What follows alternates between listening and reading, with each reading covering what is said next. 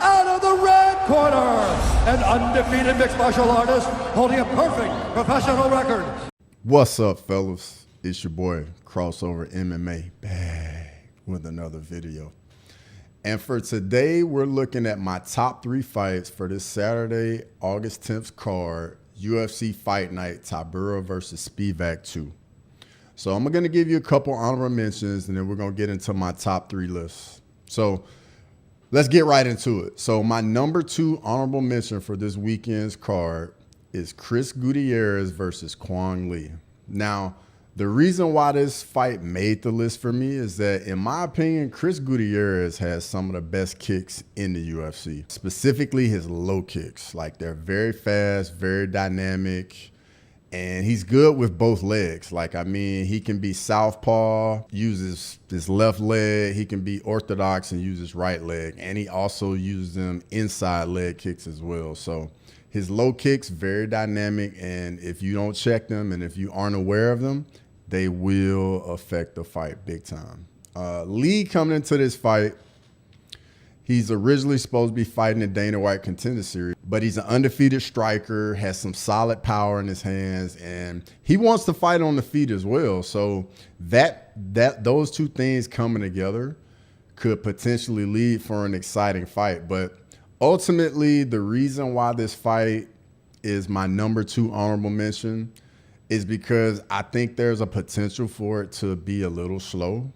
Chris Gutierrez, like, he uses a lot of footwork, a lot of feints, a lot of stance switches, and sometimes, like, he just is very low output. Doesn't throw enough, because when he throws, he lands, and ultimately, that's why it's the number 2 honorable mention fight for me. Moving right along, we have my number 1 honorable mention fight. And for that, we have Toshiomi Kazama versus Charlampas Grigoriou.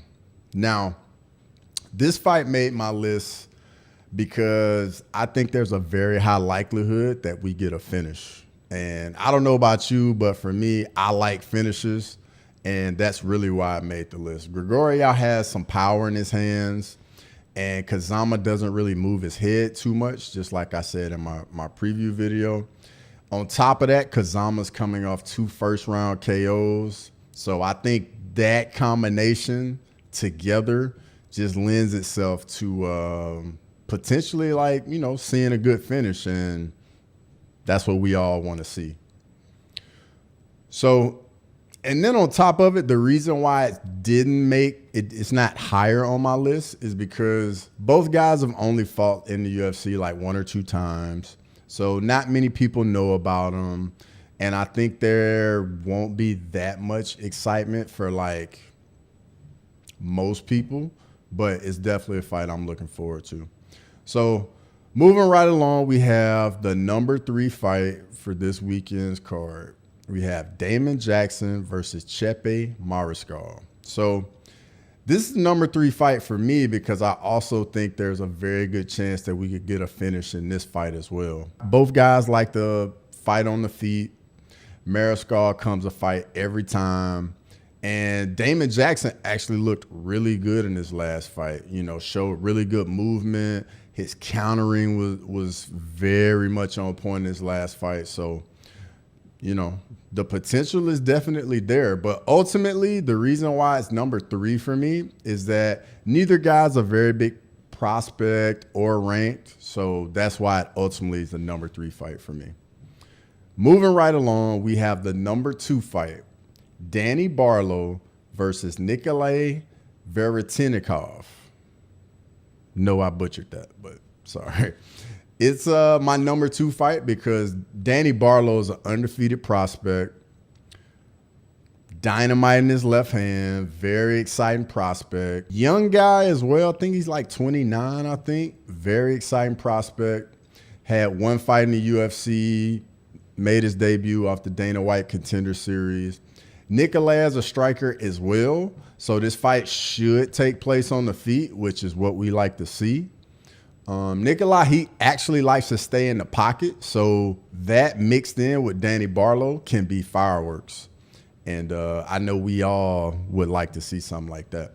But ultimately, the reason why it's the number 2 fight and not the number 1 is because I think the number 1 fight is a little bit crisper of a matchup. I think both guys together are a little more dynamic than Nikolai is in this fight. So with that being said, let's move right along to number 1 fight. It's Yusuf Zalal versus Jarno Aarons.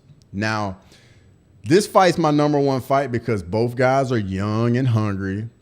Zalal is a very well-rounded prospect. The guy's 27 years old.